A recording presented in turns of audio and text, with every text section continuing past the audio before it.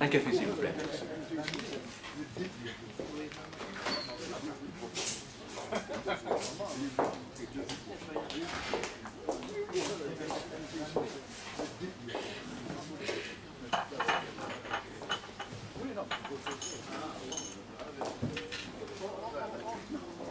Un café, s'il vous plaît. C'est pas vrai. Le lycée Saint-Paul. Vous vous souvenez de moi? Gérard Ponty. Oh, moi, je vous ai toutes reconnues. Je pouvais pas vous oublier. Alice. Non, Sophie. Excusez-moi. Sophie Martinez. Non, Sophie Ripal. Excusez-moi à mon tour, mais je me souviens pas du tout de vous. C'est normal. Vous sortiez avec un garçon qui était dans ma classe. Rémi Diver. Ah, d'accord. Avec Rémi, on s'est même mariés. Ah, c'est pour ça. Ah, j'avais vraiment été étonné de ne plus entendre parler de lui. Parce qu'il avait fait des débuts prometteurs en pro au PSG. Oh, le foot, c'était sa passion.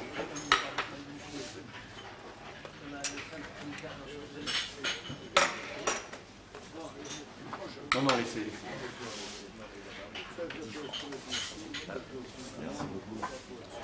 Et puis soudain, plus rien. Disparu. Ah, les femmes. Je dis pas ça pour vous, mais un sportif après le mariage, il est plus au top. Rémi s'est tué dans un accident de voiture, 2 jours après notre mariage, en rentrant d'entraînement. Ah oui, je comprends.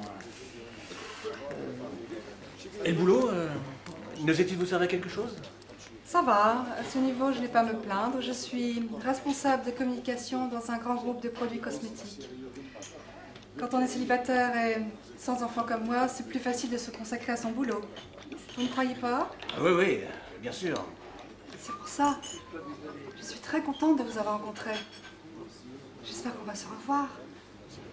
Mais au fait, je vous ai pas demandé, vous êtes peut-être marié? Moi? Non, je suis pas marié, non.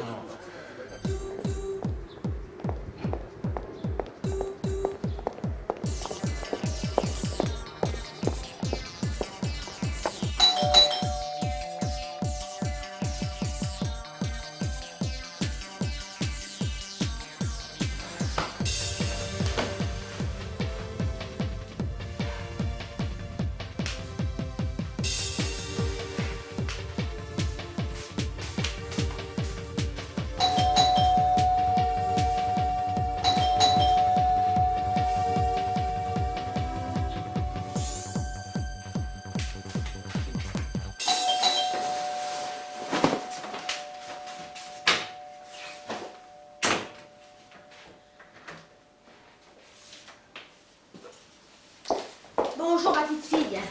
Bonjour maman. Il est déjà 8 heures? Oh, et encore j'ai 5 minutes de retard. Ah ben dis donc, heureusement que je suis venue. T'étais encore partie pour te lever à 11 heures. Oh oui, mais excuse-moi, en ce moment je dors très mal. Ah ben ça je te comprends ma petite fille. Quand on a épousé un garçon qui change 6 fois de travail en 4 ans, mais c'est très difficile de dormir la nuit. Tu sais maman, c'est plus comme avant. Hein. Maintenant on peut plus faire carrière toute sa vie dans la même société. Faut progresser, et puis pour progresser, bah, faut changer de boîte. Oui, mais enfin on attend au moins que sa période d'essai de 6 mois soit terminée. Oh écoute, t'exagères. Chez Duxon, il est resté 1 an, non? Oui, évidemment. Ils avaient reconduit sa période d'essai. Enfin, écoute, ma petite fille, quand on a la chance de travailler au PTT en tant que responsable commercial, ben on démissionne pas. Sauf quand on a réussi à mettre un bureau de poste en faillite. Bon, écoute, tu ne reviens pas sur cette histoire-là, tu sais très bien que c'était pas de sa faute, hein. Je te fais un café? Non, merci. J'ai déjà vu 3 depuis ce matin.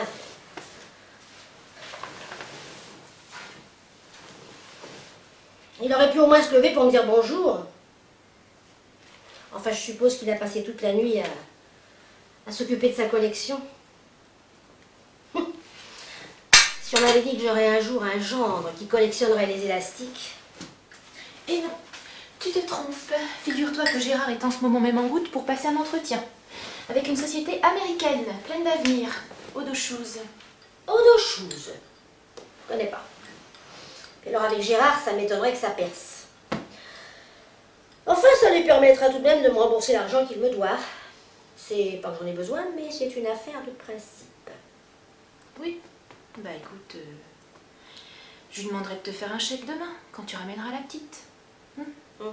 Tiens, à propos de la petite, c'est Gérard qui lui raconte des histoires de sorcières qui terrorisent tout le monde? Ben oui, il lui invente un conte tous les soirs maintenant. Tu sais qu'elle en réclame, la puce. Hein. Bon, alors tu diras à Gérard d'arrêter d'appeler la méchante sorcière Micheline. Je te rappelle que c'est mon prénom. Et je ne veux pas qu'on me prenne pour une imbécile.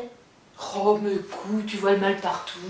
C'est le premier prénom qui lui est venu à l'esprit, c'est tout. Oui, ben c'est bien ce que je lui reproche.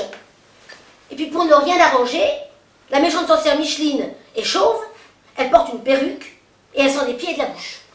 Mais maman, c'est des histoires de gosses, écoute. Peut-être. Mais ça fait 2 semaines que ta fille s'ingénie à me tirer les cheveux pour voir si ça tient. Hein? Et quant au reste, je te fais grâce des détails. Alors tu diras à mon cher gendre d'utiliser son imagination débordante à travailler plutôt qu'à polluer ma petite fille. Ouais. Et puis par la même occasion à gâcher la vie de sa belle-mère. De toute façon, tu l'as jamais aimé. Hein. Des fois, je me demande même si tu ne serais pas contente qu'on se sépare. Enfin, je te rassure, hein, moi je suis parfaitement heureuse. Oui. En fait, tu te rappelles de la fille de ma copine Josiane?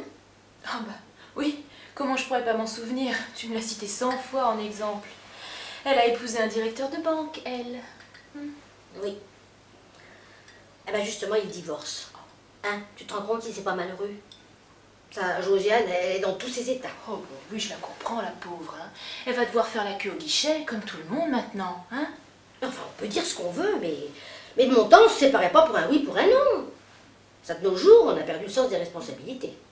Oui, enfin, je te rappelle quand même que ça fait 20 ans que papa et toi vous faites chambre à part, et que les seules paroles qu'il t'adresse dans la journée, c'est qu'est-ce qu'il y a à la télé ce soir et qu'est-ce qu'on mange. Tu pourrais avoir un peu plus de respect pour tes parents? Oh, ça aussi, le respect, ça se perd. Ça se perd pas, ça se gagne. C'est ça. Et bien, va réveiller la petite. On va être en retard. Et puis, moi, j'aime bien être à l'ouverture, on fait pas la queue.